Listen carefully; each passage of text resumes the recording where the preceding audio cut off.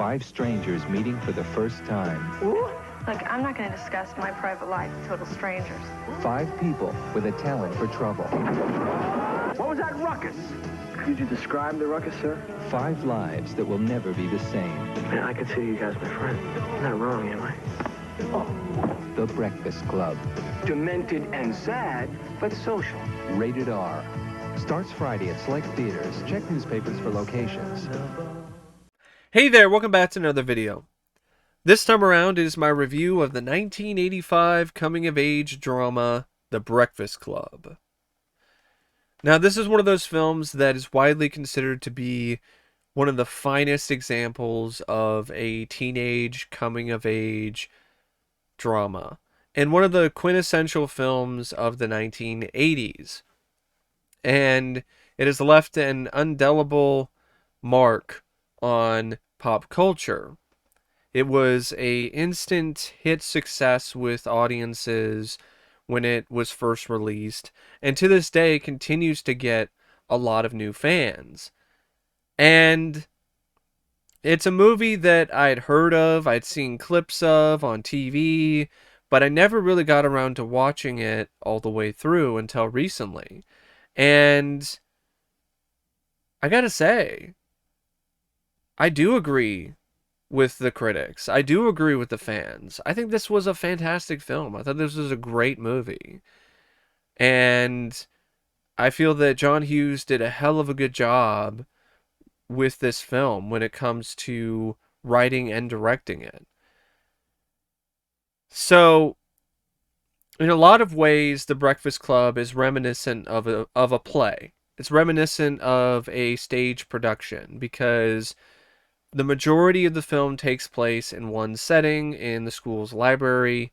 You have this cast of characters, and the drama and the conflict is all centered around them and their individual neuroses and fears and issues. And I feel that there's a reason why schools asked John Hughes after the film came out to make it into a play, so high school students could perform The Breakfast Club in front of their peers, because it is such a relatable and real and genuine story that speaks to a lot of people, young and old. So John Hughes did double duty here as writer and director, and I don't feel he's one of those writers and directors that feels like they're trying to do something that they're not necessarily capable of doing. Because I see a lot of other directors where they write and direct, and they are clearly better at directing than they are writing, or they are better at writing than they are directing. That's not the case here with John Hughes. He's a natural in both areas. And this is definitely one of his best examples of capturing lightning in a bottle with the writing and directing of The Breakfast Club. From a visual standpoint, he does such a remarkable job making a very small setting feel large. Feel like it's bigger in its size and its scope than it really is. Because most of the film takes place in this library. And the fact that the library has an extra story to it, that definitely helps a lot. And he emphasizes that fact to make it feel like it's not just this really tight enclosed space. And he has a lot of variety of shots when it comes to establishing shots, when it comes to how he pans the camera around, and also how he handles the way that certain shots are meant to feel in terms of their mood. He's a master at capturing the right emotion. So you have sequences that are supposed to be over the top and crazy, like the marijuana scene, and he's very good at capturing that kind of vibe. And then you have other scenes that are supposed to be very intense, like sequences when Bender is having a lot of conflict, and he's screaming and he's yelling and he's trying to give these people a taste of what his home life is like. The intensity is there when it needs to be, and it feels very authentic, and it has genuine impact. And then when the scenes need to be more understated and subtle, they work. And also when the scenes need to have emotion that is very sad and very somber, it also feels like it is right at home. So it's one of those things where there's so many different emotions and there's so many different vibes and moods that John Hughes is asked to bring to the screen, and he does so effectively with each and every one of them, and he deserves a lot of credit for that. Also for how he handles his cast, how he enables all of them to shine equally, and it's not one of those instances where one or two cast members outshine the other. That's not the case at all, because of John Hughes's very capable, very solid, and very, I'm trying to think of the right word, stable, very stable direction. And from a writing standpoint, the way that he writes these characters, these members of these different high school cliques, the way that he's not afraid to break down facades and to really show these characters as flawed people is really something that I feel is very worthy of praise and acclaim. It's some of the best that I've seen that handles these kind of topics and this kind of issue with these teenagers who are still growing up, still trying to find out who they are, and despite the fact that the pressure of being a part of these certain social standings is so devastating to their psyche and to their daily life, they still hold on to that. They hold on to that construct. And I really like the fact that this film shows you that you don't have to do that. You can go in a different direction and you don't have to be ashamed. You don't have to feel bad that you're not living up to the pressure of high school social life. And on top of that, you don't have to be bad and feel upset and torn up inside that you're not living up to the pressure of your parents and what they expect of you. This is very evident with the way that the character of Andrew is written, and how John Hughes deliberately allowed his cast to improvise.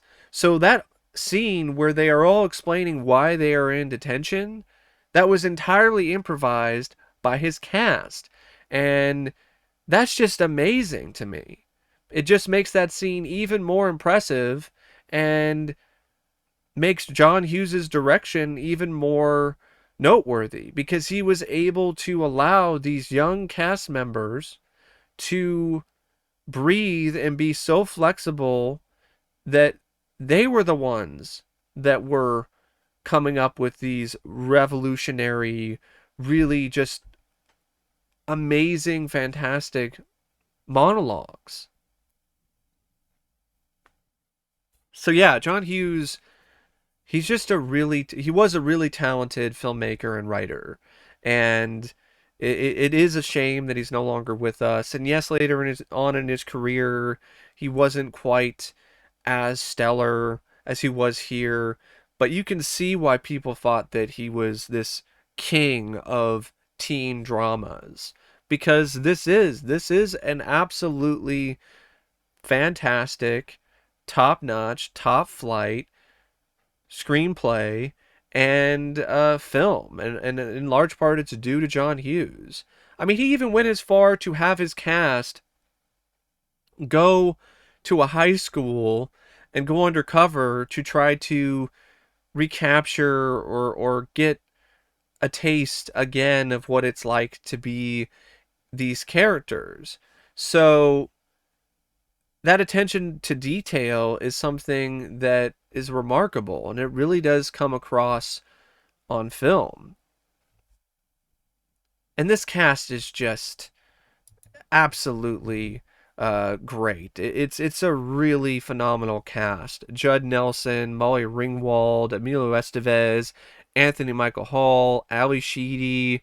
I mean, even the other characters and the other supporting roles. Paul Gleason as the principal, uh, the vice principal actually. John Kapelos, who plays the janitor, and all of these actors and actresses, they deliver performances here that are grounded. They feel very real and genuine and authentic. And it doesn't feel like they're trying too hard or forcing things. Judd Nelson's performance as Bender is easily one of his best. The way he was able to effortlessly maintain the level of intensity that the character required was astonishing. It really was. And Molly Ringwald, how she had her character Claire, how she was able to handle all these different nuances and aspects of her character, from the preppy snotty girl to the girl who's not afraid to let loose and let her guard down, to the girl who is very vulnerable and shy despite how popular she is.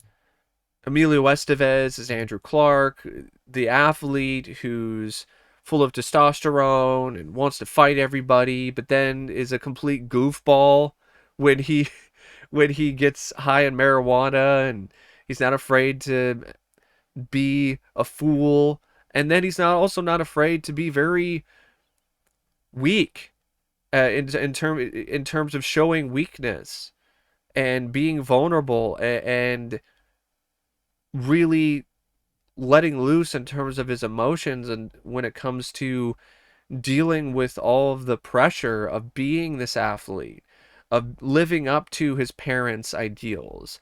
And Emilio's an actor that I've always felt is underrated, and I like a lot of his roles. And this is some of his best work. The fact that he improvised that monologue when he's talking about his father and why he bullied that kid and taped his butt cheeks together. I know that sounds like something that, oh, that's not going to be very good when it comes to a dramatic moment. He's talking about taping some kid's butt cheeks together. But no, it really works because Emilio Estevez channels the emotions so well. He channels the conflict that Andrew is dealing with so well that it has a really powerful impact. I choked up watching that scene because Emilio was so great in it. And you really did sympathize for him, despite that he was being a bully and he was being an asshole in that moment. But he was doing it because he was obsessed with, and he felt like he was compelled to do that because of the pressure of his father.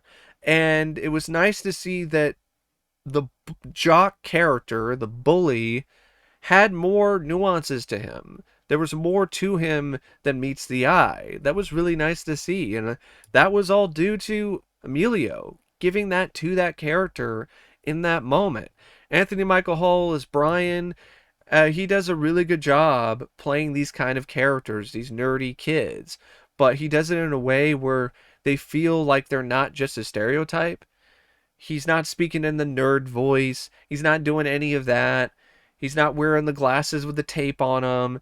He feels like a much more realistic portrayal of a nerd, a social outcast in a different way than someone like Ali Sheedy's character. But it's just really nice to see Anthony Michael Hall work with these kind of roles because he was just so good at that.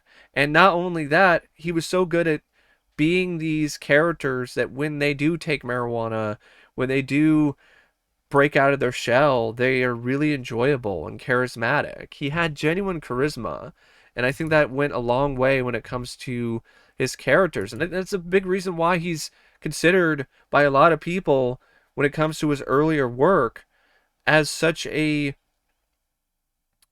well-renowned and well-respected actor at the time. And there's a reason why these roles that he's done early in his career as these nerdy kids are so well loved, because of the fact that he has charisma and he knows what makes these nerds tick, and shows different sides of them.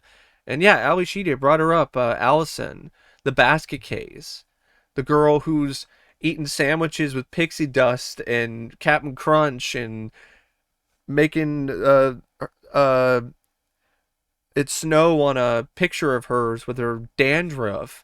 This really awkward, weird girl, but it's one of those characters that when you get to know her, when you get to really get inside what's going on in her head, she's just different. She's not a bad person. She's not someone that deserves to be bullied or to be really as much of an outcast as she is. She's just misunderstood.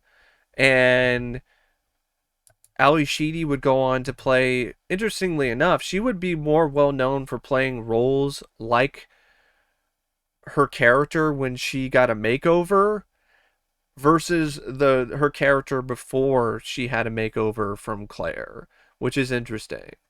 Um, but yeah, I thought Ali Sheedy was really quite fantastic in that role with the quirkiness and the awkwardness and everything, and she was funny too. Um, and I might be the only one, but I thought she was hotter when she had the black shit around her eyes, the dark uh, mascara and eyeliner, and the hair, the shaggy hair, and I thought she was hotter then than she was when she got the makeover. And even characters like Vice Principal Richard Vernon, played by Paul Gleason. You mess with the bull, you get the horns. That guy, there was layers to him as well.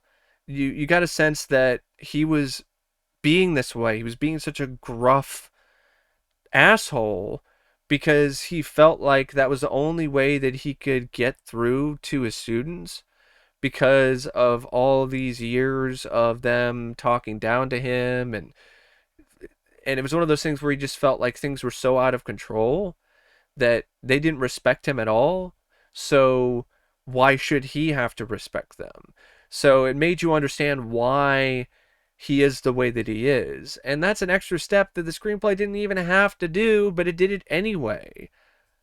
It's just a testament to how great this film is, that it's willing to go that far with the supporting role character and explain why this asshole vice principal, who's always this jerk to these teenagers at detention, is the way that he is.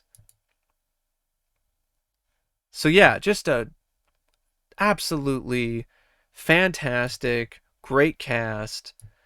And there are other aspects of the film that are really solid and well done. The cinematography by Thomas Del Roof, the editing by D.D. Allen, the music, when it is there, is surprisingly good. Even though it's very understated, it still really does benefit the film when it comes to the mood and what it's trying to do. And the original music, I mean, of course, Don't You Forget About Me by Simple Minds.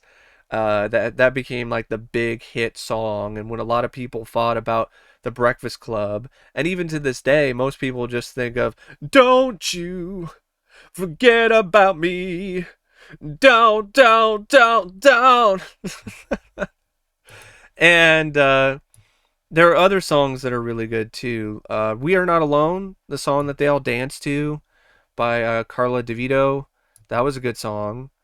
And yeah, it's just a really enjoyable movie. It's a good time despite the subject matter, because there are a lot of moments where it's kind of heavy. It's very emotional, it gets very tense, but then you have stuff like them dancing around to an 80s pop song and just being total goofballs, and you got a lot of moments for humor and just total absurdity. And I do feel that there are some aspects of it, writing wise, that maybe could use little tweaks or something could have been done differently.